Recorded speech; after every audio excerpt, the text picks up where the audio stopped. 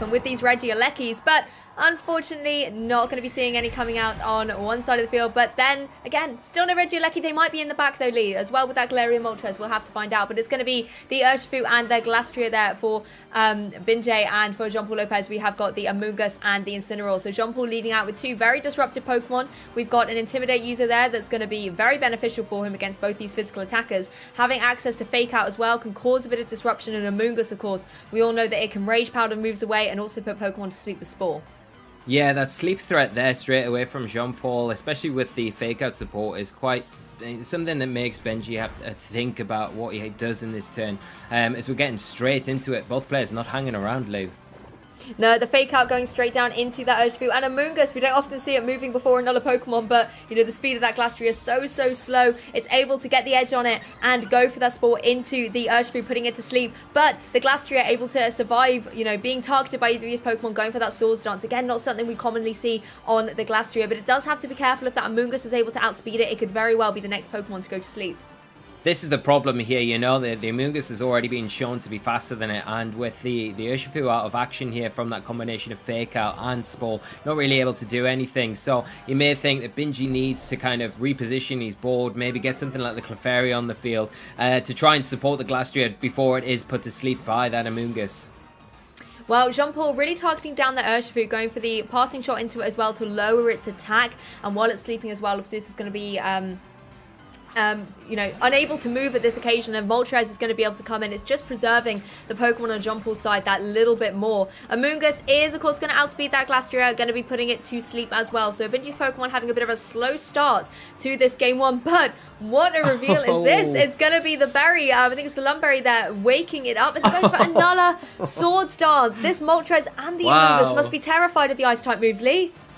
That's +4 that the Galastria is on there now. You know, Bingjie had a great opportunity, knowing that he had that Lumberry there, to really take advantage of that turn and maybe go for the knockout onto the Amoonguss with one of those ice-type attacks that we commonly see on Galastria and what it's known for. But opting to go for another Swords Dance here, get set up even further and become an even bigger threat. No player either at this point going for their Dynamax, so that's still in the bag for both sides of the field. And you can think right now that Bingjie is trying to set this Galastria up to get and be that Dynamax Pokemon for him. Jean-Paul, on the other hand, has got the Moltres on the field, has got the opportunity to start doing some good damage to things like Urshifu now with the Max Airstreams, and also, you know, with the redirection support from the Amoonguss in a position now where it's able to stop maybe just redirecting that damage from the Galastria and doing some good damage in return to the Galastria and start wearing that down because of the threat that it is after those Sword Stances.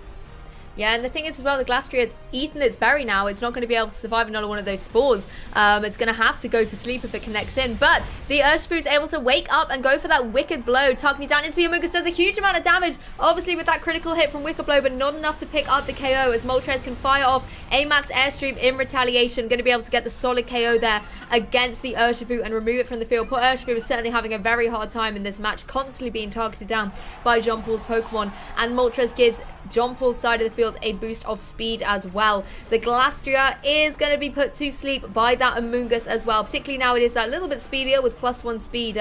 But the thing is, while the Galastria is able to stay on the field, it can always wake up and go for a very powerful +4 boosted move.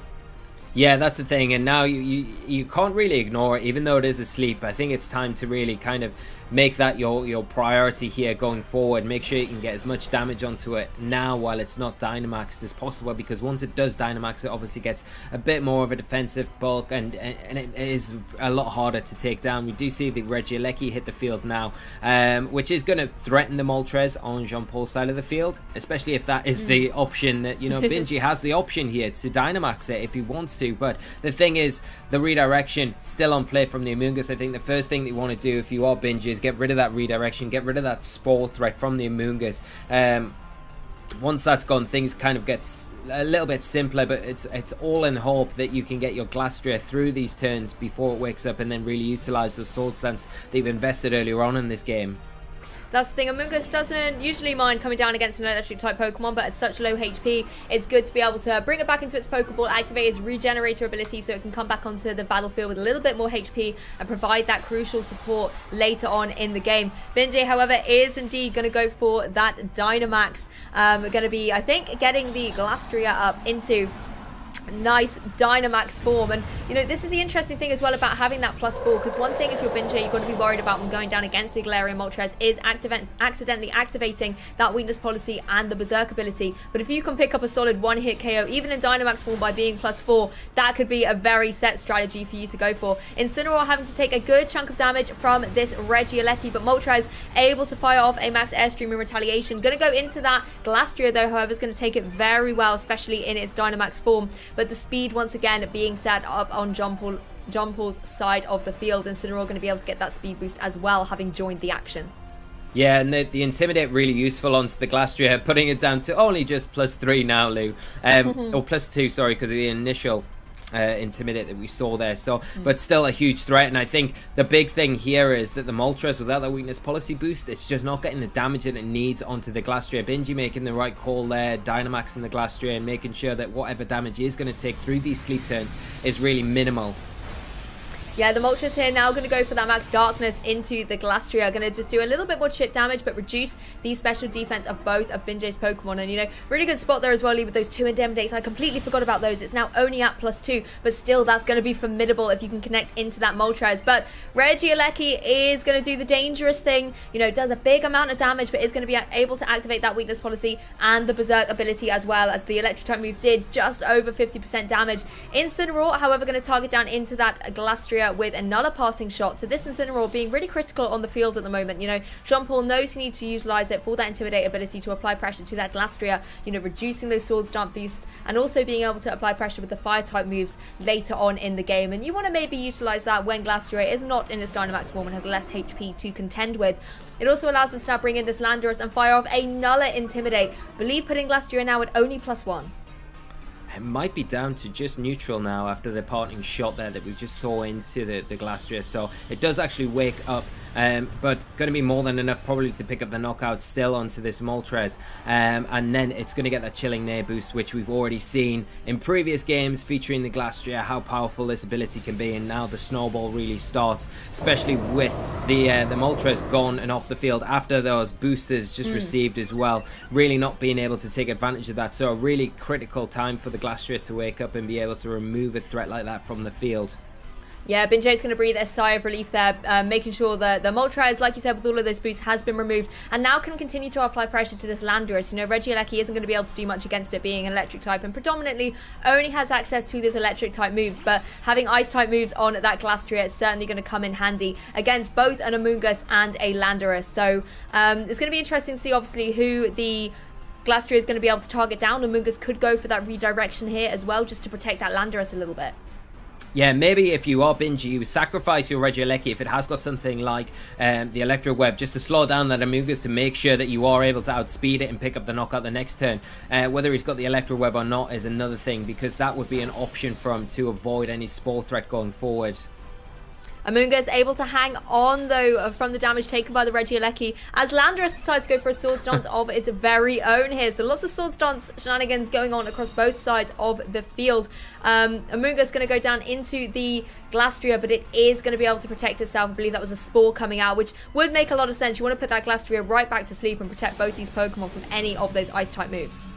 Yeah, and now the problem lies that Regieleki's already got that initial damage off onto the Amoonguss to put it in range for a Thunderbolt now, which protects it from the Glastrier from being put to sleep. But at the same time, the Landorus really taking advantage of this brilliant board position that Jean-Paul set up and getting a Sword Stance of his own up now without any kind of hindrance of an Intimidate from the other side of the field, from Bingjie's end, and in a position to potentially just Earthquake here. You know the Amoonguss has to be targeted from the Regieleki to prevent the sleep, so you can just Earthquake and probably take both targets on Bingjie's side of the field down.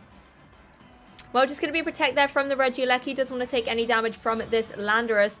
Amoonguss as well going to be protecting in case something like an Earthquake is going to come out from the Landorus. Going to connect onto both of those protects. So indeed going to be you know, going for a big same type of tap bonus move here. Going to target down into that Glastrier, and it is enough to pick up the KO. So Jean Paul able to protect himself from taking any more damage from that Glastrier. That threat has now been removed from the field, and it's, you know, had quite a formidable run, that Glastrier here at the moment. You know, coming out in that sort of turn one, getting up both those Sword Stance boosts. It certainly had a lot to play with. Amoonguss able to hang on as well with the hail.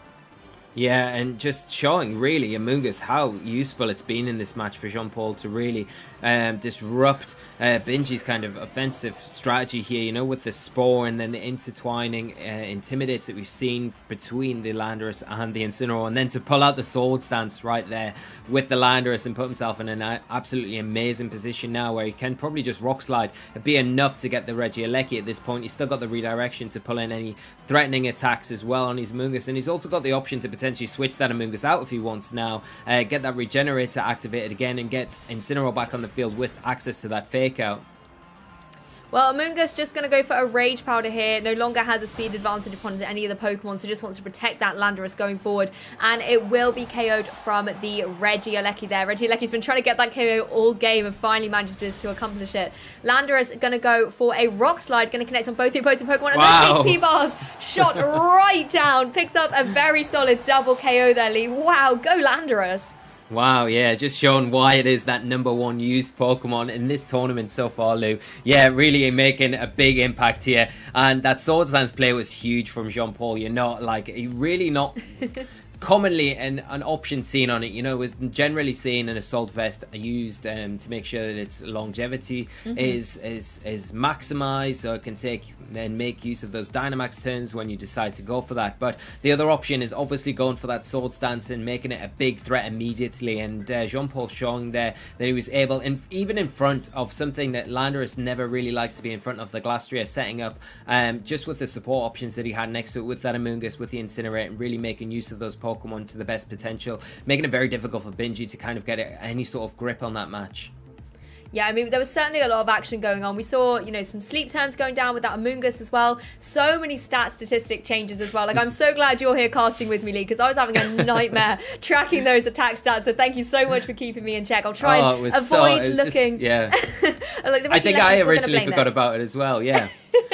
Well, at least one of us was, you know, staying nice and focused. I'll blame Regieleki. It was so cute. I was looking at it bouncing around. And, you know, Regieleki still did a lot of really good work, but it was no feat for that Landorus towards the end. You know, Landorus coming in, going for that Earthquake as well, going for the big damage onto that Glastrier. But critically, the Rock Slide being able to connect, and, you know, had to go for that Rock Slide with the Rotom on the field, you know, immune to those ground type moves, but able to connect and pick up such a strong KO at the end of the game. And there was so many sort of tossing and turnings in that match about who had the biggest stats. And I think the way that Jean-Paul played, being able to constantly threaten the attack of that Glastrier, just stopped Bingjie from being able to set it up the way he wants to start steamrolling through a team, particularly when it's Dynamaxed as well. It can only go for single type attacks, and that can sometimes be a little bit limiting if you've got a Pokemon like the Amoongus going for that redirection, Pokemon like the Incineroar coming in going for Fake Out as well.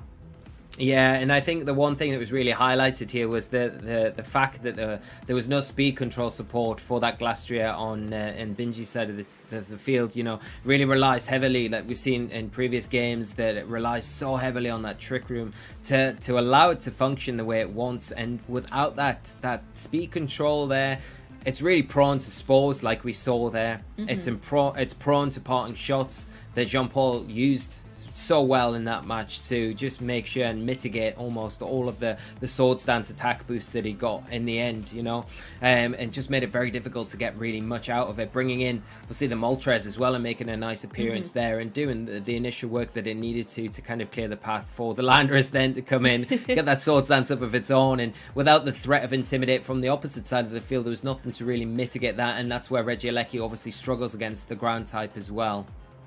Well, let's jump into Game 2 and see what Pokemon action will occur. Whether the Landorus will be, you know, still hyped up from that amazing end to Game 1 and be able to do some destruction on the battlefield. But it's going to be the same leads coming out here for Jean-Paul with the Amoongus and the Incineroar. And I believe it is the same as well for Bingjie with that Urshifu and the Glastrier. Both of them going to be taking this Intimidate. So Incineroar well placed to apply its ability at a critical position here. And, you know, last time we saw the Amoongus really sort of playing around the fact that it could outspeed that Glastrier and start putting a few things to sleep.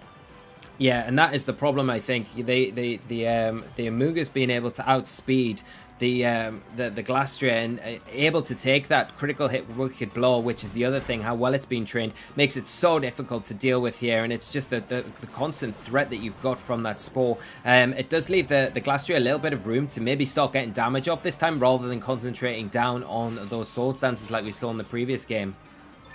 Well, possibly, but not to be. The Glastrier wants to make sure that it at least has a neutral or positive attack stat here, putting itself up to +1. Maybe won't see that second one come into effect. We already know that it's got that Lumberry on there, so if Amoonguss wants to target it down with another Spore, instead of just putting it in that same position the next turn, this could be the opportunity for that Glastrier to go for some big damage, knowing that it can survive one Spore and wake up. Yeah, it's still, like you say, Lou, it's really like critical that he takes advantage of that Lumberry, because he didn't really take advantage of it in that first game. We saw him go for a second Sword Stance, and that was the turn when maybe you think, okay, if you'd maxed there, maybe gone for the max Hailstorm, you can remove the Amoonguss from the field, and then that threat, that redirection support, the Spore support that has been such a hindrance to you is removed from the field, and you're able as well, if you can pick the knock-up out, you're going to be able to access those chilling nays, and it becomes a lot harder of a job for something like Landorus to come on the field at that point as well. I really like this adjustment by Bingjie as well, bringing the Clefairy here into the action. Incineroar going to be able to target down both these opposing Pokemon here as Amoonguss goes for a Spore, but we know that the Glastrier is going to be able to wake up. And this is why I love the Clefairy switching in here. It's going to be able to have that Friend Guard ability to provide that support, and then can redirect away the Spore on the next turn, leaving Glastrier free to get off 2 max moves guaranteed. It goes for the GMAT Hailstorm into that Incineroar, so not going to be able to deal super effective damage by any means, but sets up the Hail, gets that little bit of residual chip, and also could have potentially caught the Landorus potentially switching in at this stage. I think was it potentially a Burning Jealousy from that Incineroar?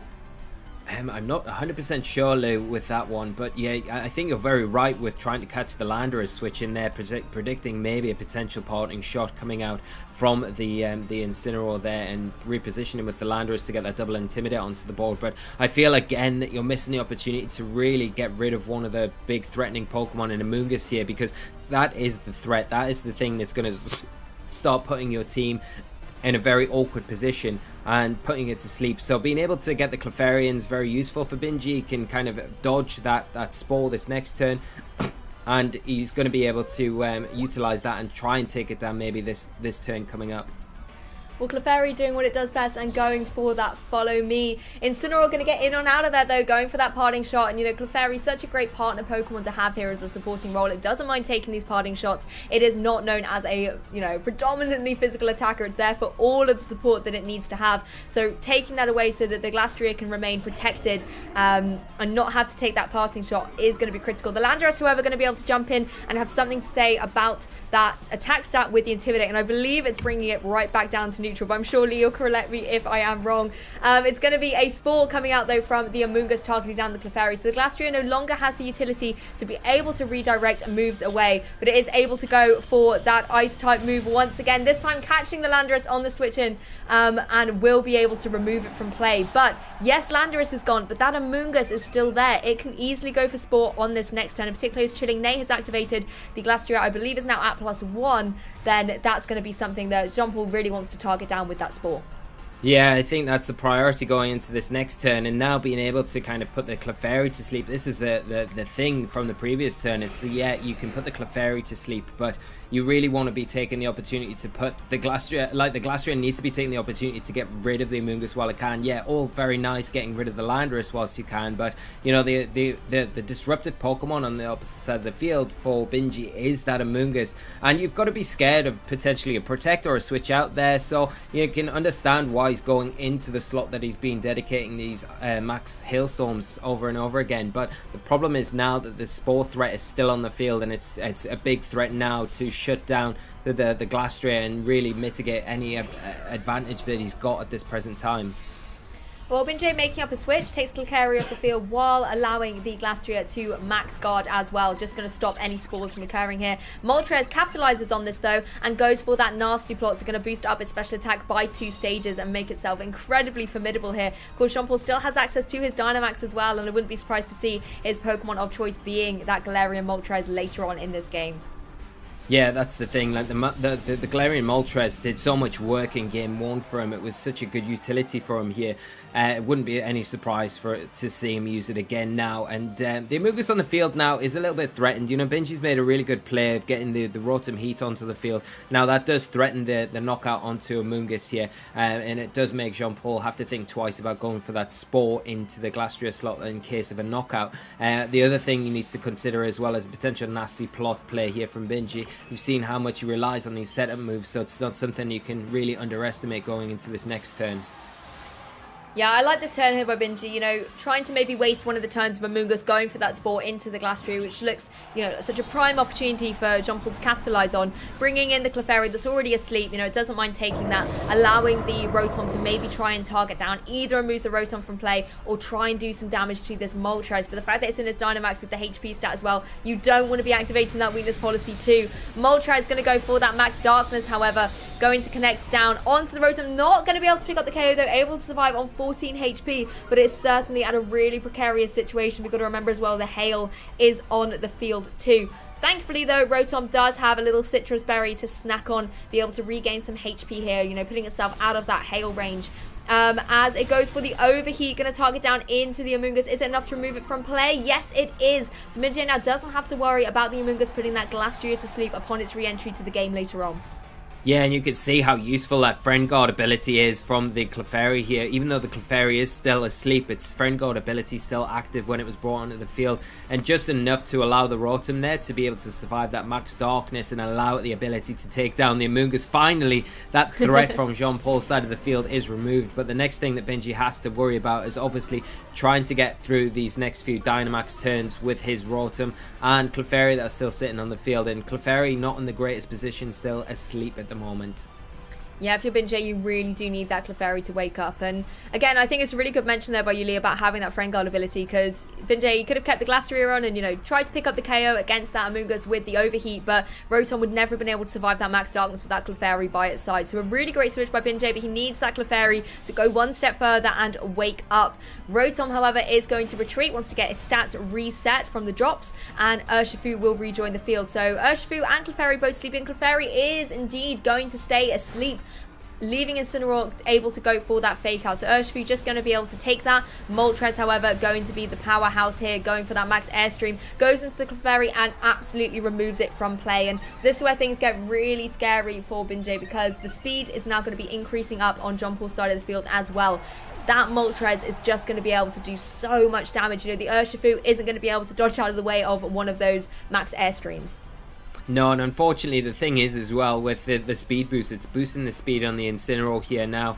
The Urshifu is asleep, so it's not really going to be able to function very well. And if we do see the Glastrier come back onto the field, the double up from the Moltres and the Incineroar is an easy target, you know, into that Glastrier to make sure you remove that final threat from the field. And then from there, you can pretty much wrap things up with Moltres. He's put himself in a great position in this end game, making it very difficult for Bingjie. But Bingjie has got the offensive options to really damage this Moltres and Incineroar if he can get through the sleep turn with Urshifu, and he can maybe protect this Glastrier for just one more turn.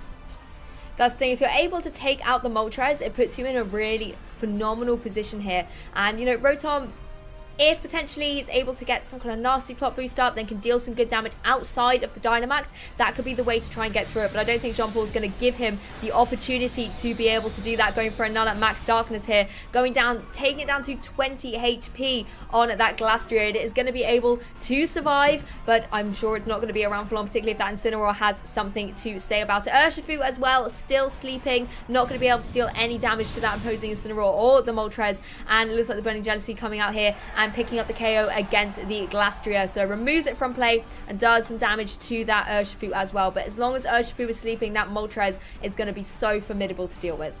Yeah, and a really good, you know, move there to make sure that you the option of Burning Jealousy, you know, you mentioned it earlier, Lou, and I think that just having that spread damage to make sure that you're not having to really dedicate it into one slot covers both Pokemon with decent damage and doing enough to get rid of the Glastrier. And really Moltres' return here from when it's Dynamax and utilising those 3 turns has been phenomenal, in an incredible position now to take down either the Rotom or the Urshifu if it chooses to, but it could just go for that Fury Wrath and just take down the Rotom, make sure to get rid of that, and then utilise Incineroar to deal with the Urshifu that's left still sleeping on the field. Exactly. Moltres, however, going to fall into the protect there of the Rotom, but the Urshifu not going to be able to dodge out the way. The Fiery Wrath is going to be able to survive those and not being super effective. It's going to be the Dark type move coming out, no flying type moves, and Finally being able to wake up, going for that close combat into the Moltres. That's something Bingjie really wanted to be able to see. Moltres has now left the field, but there is still this Incineroar to contend with. The Rotom, however, of course, protecting, going to save itself from any burning jealousy damage. The Urshifu, not so lucky, and it will be KO'd. So close there. The game felt like it just swung in a huge direction there when the Moltres got picked up from the Urshifu. The wake up there was massive. Now, can the Rotom pick up the knockout on Incineroar? This is the big thing. If you can pick up the knockout onto it, it's going to be, you know, you're going to take this game tied up if you're Bingjie. But the thing is with Incineroar, it's so defensively bulky. You know, it's built so well. It's going to be difficult for Bingjie to take it down, and with such low health, does the Incineroar have an option like Darkest Lariat to maybe take advantage of here? And that's exactly what you're going to be needing. I mean, if you're the Rotom now, the question is to nasty plot or not. The Incineroar is moving first, takes down to 14 HP, and, you know, just so unfortunately therefore that Rotom is indeed going for that nasty plot, but I think another move coming out from that Incineroar is going to be able to pick up the KO. You know, nasty plot boosted your special attack, not your speed, and that's really what the Rotom needed on this occasion. I'm sure it has sort of the strength to be able to pick up a KO at this stage, but just if it's not going to be able to go first, we're never going to be able to see it. The Snarl coming out again from the Incineroar, going to be able to pick up the KO here, meaning Jean-Paul is going to be able to advance. I mean, what an